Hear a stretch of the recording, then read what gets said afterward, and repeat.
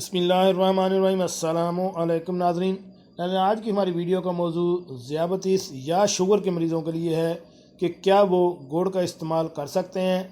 ایسا جواب جو کہ سب ذیابیطس یا شوگر کے مریض جاننا چاہتے ہیں، وہ کیا جواب ہے اس کے بارے میں آپ کو تفصیل سے بتاتا ہوں۔ تو ویڈیو شروع کرنے سے پہلے میری آپ سے ریکویسٹ ہے کہ اگر آپ میرے اس چینل ایوری تھنگ یہاں پر نئے ہیں تو میرے اس چینل کو سبسکرائب کریں اور ساتھ بیل آئیکن کا بٹن بھی پریس کر دیں تاکہ ایسے معلوماتی ویڈیو آپ کو بار وقت ملتی رہ سکے۔ جی ناظرین، شوگر کے مریضوں کو میٹھی چیزیں کھانے کا زیادہ دل چاہتا ہے، مگر چینی کو استعمال کرنے کے لیے سختی سے منع کیا جاتا ہے کیونکہ یہ انسولین کو بڑھانے کی ایک بڑی وجہ ہوتی ہے۔ ایسے میں گڑ کھانے سے شوگر کے مریضوں میں میٹھا کھانے کی خواہش بھی کم کر دیتا ہے اور ساتھ ہی اس کے کئی فائدے بھی ہیں۔ گڑ فائدہ مند ہے یا نہیں؟ گڑ میں پوٹاشیم، آئرن اور کیلشیم دیگر منرلز پائے جاتے ہیں جو اس کو ہماری بڑی مشکل آسان کرنے میں مفید بناتا ہے۔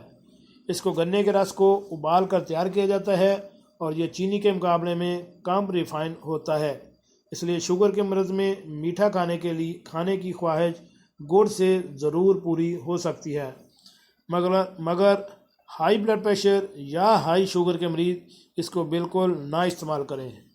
کیا اس میں شوگر ہوتی ہے؟ اس میں بہت زیادہ مٹھاس ہوتی ہے۔ گڑ کے اندر 65 سے 85% تک سکروز ہوتی ہے جو دراصل زیادہ مقدار میں کھانے سے جگر کے مسائل بھی ہو سکتے ہیں۔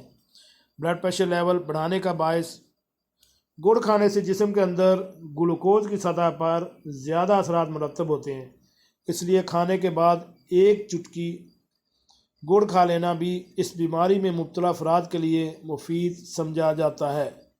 گڑ کے فوائد: سردیوں میں گڑ اور کالے تل کے لڈو کھانے سے جسم میں بھرپور قوت مدافعت پیدا ہوتی ہے اور کھانسی، دمہ اور برونکائٹس وغیرہ سے بھی فائدہ ہوتا ہے۔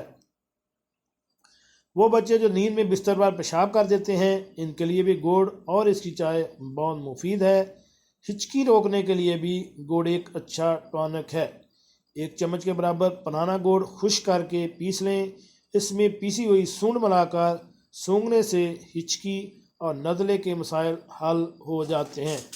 ناظرین، اس کے علاوہ آپ صلی اللہ علیہ وآلہ وسلم کی ایک سنت ہے کہ ہر کھانے کے بعد تھوڑا سا ڈلی جو ہے وہ گڑ کی کھائیں، یہ آپ صلی اللہ علیہ وآلہ وسلم کی سنت بھی ہے۔